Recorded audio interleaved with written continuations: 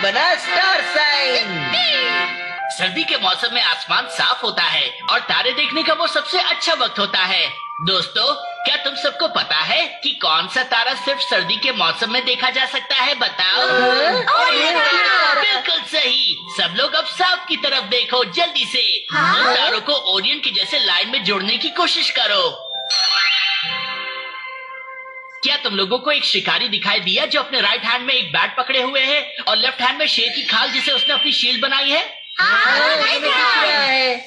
Orion Greece mythology के हिसाब से वो एक दानव है। कहा जाता है ओरियन नाम का एक महान शिकारी आसमान तक पहुंचा और फिर एक तारा बन गया। हाँ, वाह हारुज़ो, तुम तारों के बारे में कितना जानते हो, कितनी अच्छी बात है। ये तो कुछ भी नहीं, मुझे बहुत सारी चीजें पता है।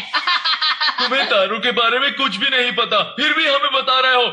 जलो मत मुझसे, जलो मत। अगर ऐसा ही है तो तुम किसी एक तारे का नाम बताकर दिखा दो। परमैन तारा। परमैन तारा? जहाँ तक मुझे पता है ऐसा कोई तारा नहीं है। अरे ऐसे कैसे नहीं है, बिल्कुल है। वो देखो वहाँ, तुम्हें दिख नहीं रहा? सूरज साबू, तुम्हें कुछ दिख रहा है क्या? नहीं दिख रहा। परमैन तारा सिर्फ वही लोग देख सकते हैं जो दिल से बहुत अच्छे होते हैं। अच्छे दिल वाले। हाँ हाँ, मैं उन्हें देख सकता हूँ। कहाँ है वो? तुम्हें दिखाई नहीं देता? वहाँ ऊपर देखो, मुझे सब दिख रहा है। कुछ भी कह रहे हो। अगर ऐसा है तो फिर परमैन तारे की कहानी सुनाओ। उस तारे की कोई ना कोई कहानी तो जरूर होगी ना। है तो सुनाओ ना। हाँ, सुना रहा हूँ। एक बार की बात है, ग्रीस में एक लड़का था मित्सुओरियस, जिसको शिकार करना काफी पसंद था। एक दिन जब वो शिकार करने गया था, अपना रास्ता भटक गया और गलती से ऊपर वाले देवताओं के मंदिर में घुस गया, जहाँ इंसानों का जाना मना था। जल्दी उसे पकड़ लिया गया और ऊपर रहने वाले देवताओं के सामने लाया गया। बताओ क्या चाहते हो तुम लोग मुझसे? तुम नादान हो, पर नियम के मुताबिक जो भी हमारे देश में घुसेगा उसे जानवर बनना होगा। अरे नहीं। तो बताओ, तुम्हें कौन सा जानवर बनना पसंद होगा? नहीं, ऐसा मत कीजिए, मुझे जानवर नहीं बनना है। मिचिको को कबाड़ से उठाकर ले गया है। क्या कहा? 天使の話によると、美の神様でとても美しい女神ミチコーネが見えっ張りの神ハルリオネにハープを弾いてやっていると、 देवता कबाओ इन्हें अपने साथी सबरोस के साथ यहाँ आया और मिचिको इन्हें को जबरदस्ती उठा ले गया। बेचारी मिचिको इन्हें कुछ नहीं कर पाई। सभी देवता उलझन में पड़ गए, पर कबाओ इन्हें इतना खौफनाक था कि किसी ने मिचिको इन्हें को बचाने की हिम्मत ही नहीं दिखाई। लेकिन तभी उस वक्त एक हीरो सामने आया। देवताओं, मैं जाऊंगा मिचिको इन्हें की मदद करने। तुम जाओगे? पर मेरी एक शर्त है, अगर मैंने मिचिको इन्हें को बचा लिया तो आप मुझे जानवर नहीं बनाओगे। मंजूर है। उसने बोल तो दिया कि वो मदद करेगा, पर उसे खुद पर यकीन नहीं था कि वो कबाओ इन्हें को हरा लेगा। वो डरा हुआ था। अरे लड़के, तुम इतना दुखी क्यों हो? क्या हुआ?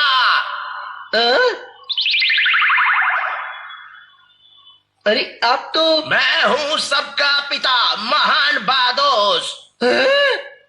जी आप। कोई बात नहीं, तुम रो क्यों रहे हो बच्चे? बात यह है कि अगर मैंने मिचिको इन्हें को कबाओ इन्हें से नहीं बचाया तो मुझे जानवर बना दिया जाएगा। बाडोस, कुछ कीजिए, मेरी मदद कीजिए, मुझे आपकी जरूरत है। उस शैतान बच्चे ने फिर से बुरा काम किया है। ठीक है, मैं तुम्हें एक अच्छी सी चीज देता हूँ। जी, ये क्या है? इसको कहते हैं परमैन सेट। इसकी मदद से तुम्हारी ताकत बहुत बढ़ जाएगी और तुम हवा में उड़ सकते हो। जी, आप सच कह रहे हैं? हम इंसानों की तरह कभी झूठ नहीं बोलते। वाह, क्या बात है। अब मुझे कबाओ इन्हें से बिल्कुल डर नहीं लग रहा। मैं तैयार हूँ। अरे रुक जाओ बच्चे, कबाओलेस को कम मत समझना। वो काफी डरावने जादू करना जानता है, उसको अकेले हराना नामुमकिन है।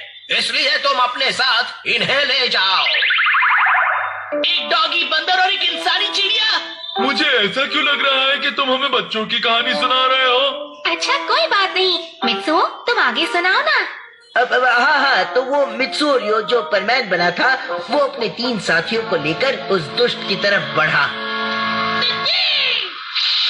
1, वो रहो कबाओलेस का महल। ठीक है, चलो चले दोस्तों।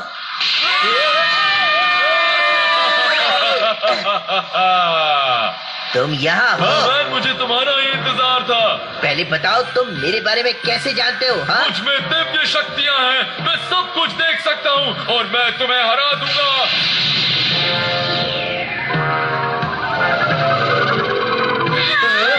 हर एक तारे की शक्ति मुझ में समा जाए। एक्वेरियस, सामने आओ।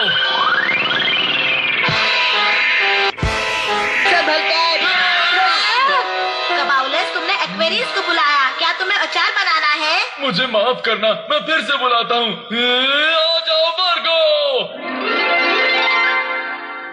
माफ करना, मैं अभी तैयार हो रही हूँ। सुनो कबाउलस, क्या तुम कुछ ढंग का नहीं बुला सकते? माफ करना, इस बार मैं सही तारे को बुलाऊंगा। कैंसर, सामने आओ। केकड़ा, इस बार तो इतना बड़ा केकड़ा है। कितना ताकतवर है। डरो मत नंबर 1, तुम में इतनी ताकत है कि तुम इस केकड़े को आसानी से हरा सकते हो। केकड़ा आ रहा है, अब हम क्या करें? मैं भी इसे परमैन की ताकत दिखा देता हूँ। ये लो, देखिए, मैंने कर दिखाया। अरे वो क्या पलटवार किया है? तुम उनको हराने के बजाय उन पर रहम कर रहे हो। हमारे लोग इसीलिए तुम्हें नहीं अपनाते। आम जानवर उसे नहीं हरा सकते। सांप हाइड्रा तारे को बुलाओ। ठीक कह रहे हो। मैं बुलाता हूँ समुद्री सांप हाइड्रा।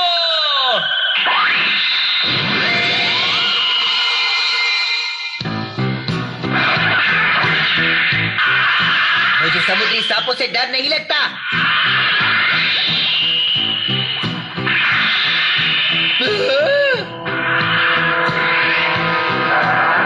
अब तुम चारों नहीं बच सकते। जाओ हाइड्रा।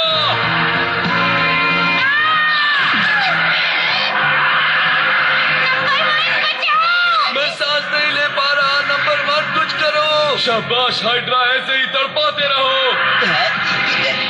मैं इतनी जल्दी हाथ नहीं बांध सकता। अभी दिखाता हूँ।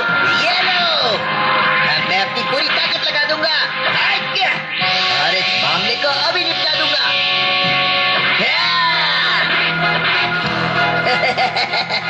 अब तो हार मानते हो ना? नंबर 1, हाइड्रा अभी भी जिंदा है। ये क्या, इसके नए सर निकल रहे हैं?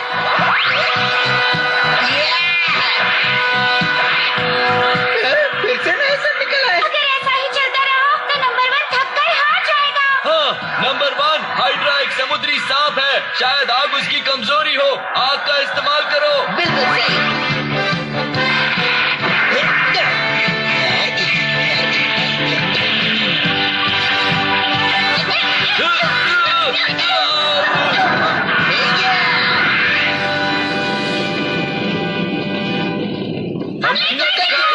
कबाउलस, अब क्या करें? चलो भागो यहाँ से।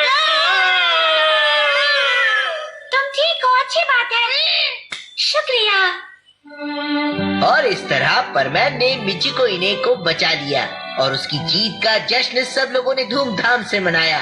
और उसकी जीत की निशानी पर बाडोस ने परमैन को सारे तारों में सबसे बड़ा तारा बना दिया। फिर मिचिको इने मित्सुओरियो की दोस्त बन गई और कहने लगी, मिस्टर मित्सुओरियो, आप प्लीज हमारे साथ ऊपर वालों के देश में रहिए ना, हमेशा के लिए प्लीज। वो अभी तक किसी से बात कर रहा है। पर वो ऐसी झूठी कहानी बना कैसे सकता है? तुम ठीक कह रहे हो, उसकी कहानी अजीब थी, पर आखिर कहानी तो कहानी ही होती है ना। अरे नहीं, मुझे तो ठंड लग रही है। चलो सच घर कहूं तो चलते हैं। मैं आपके साथ चलना चाहता हूँ, लेकिन नहीं चल सकता। मेरा एक परिवार है जो मेरा इंतजार कर रहा होगा, इसलिए मुझे यही रुकना पड़ेगा।